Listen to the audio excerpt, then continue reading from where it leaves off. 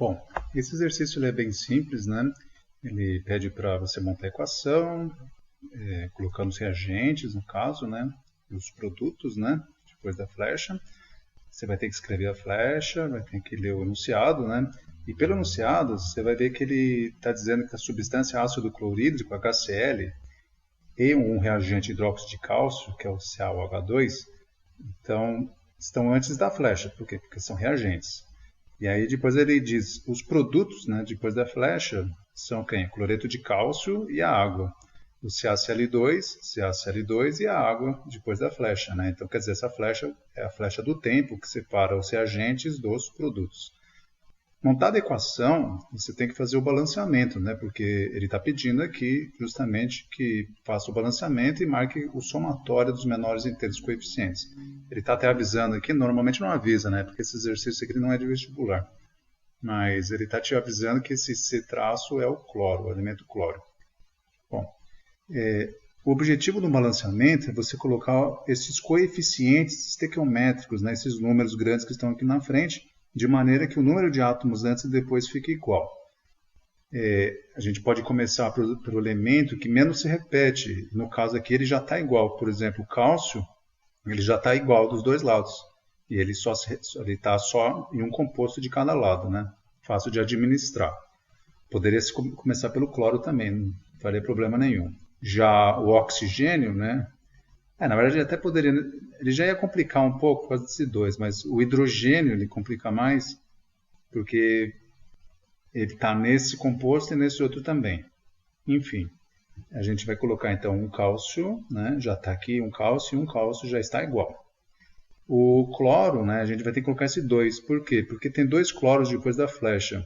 Então, colocamos esse 2 aqui, né? Ficou dois cloros antes e depois a igualdade foi mantida, né? Lembrando que o átomo ele é indestrutível quimicamente, né? Por isso que tem que manter essas igualdades. O oxigênio, né, finalmente. O oxigênio já tem dois oxigênios, né? Por quê? Porque tem uma distributiva, né, dentro desse parênteses. Tem um oxigênio lá dentro, vezes 2, mas vai ter dois oxigênios, né, aqui no hidróxido de cálcio. Dois oxigênios antes e vamos precisar de duas moléculas de água. Por isso que eu coloquei esse 2 aqui na frente da fórmula da água, né, H2O. Dois oxigênios depois. Legal. O hidrogênio. Temos dois hidrogênios no ácido clorídrico, né? Dois hidrogênios aqui. E duas vezes um hidrogênio aqui dentro, né? Só que vezes um, porque tem um aqui na frente. Muito bem, dois hidrogênios, 2 mais 2, 4 hidrogênios, né? Depois da flecha, para ficar 4 também, aqui não tem hidrogênio, então a gente vai ter que trabalhar com H2O mesmo. Como não podemos mudar a fórmula, né? Então vamos precisar dessas duas fórmulas de água. Assim teremos 2 vezes 2, 4 hidrogênios. Muito bem, mantivemos a igualdade para todos os elementos, né? Todos os elementos estão iguais antes e depois. Ou seja, está em equilíbrio, né? A balança está ok. Somatório dos menores inteiros coeficientes estequiométricos, né? Esses números aqui na frente ele pede para você, depois de montado e balanceado, né? Ele pede o somatório.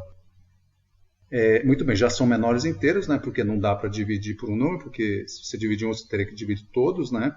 E esse aqui já ficaria fracionário, né? Então, basta somar esses números, né? O 2, mais um 3, mais um 4, mais 2, 6, né? Que é a resposta.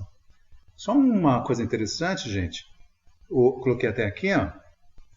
O ácido, né? O ácido clorídrico, mais uma base, que é o antiácido, né?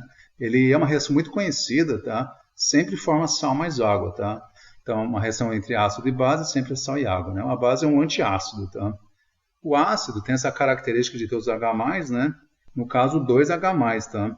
O cloro, ele tem a característica de formar o cloreto, né? O Cl-, menos um, em água, né? Esse aqui é de aquoso, tá? Muito bem, aqui também é aquoso, né? Que aquoso, essa água é líquida, né? Formada. Tem um cálcio aqui, né? Então o cálcio tem uma carga característica mais 2, tá? E o OH tem dois deles, tá? OH- e OH-. Repare que os opostos, né, se atraem. Então H+ com OH- vai formar o quê? Vai formar HOH, ou H2O, né? Muito bem, você pode ver que tem dois Hs, né? H2O. E sempre que houver possibilidade de formar água, vai formar água. Então é por isso que você tem a aproximação entre o H+ e o OH-. Porque se tiver a possibilidade de formar água, forma água. Muito bem. Os Cl- com cálcio, os dois Cl- vão ficar com cálcio, né? Porque os H e os OH já foram consumidos, né, para formar água.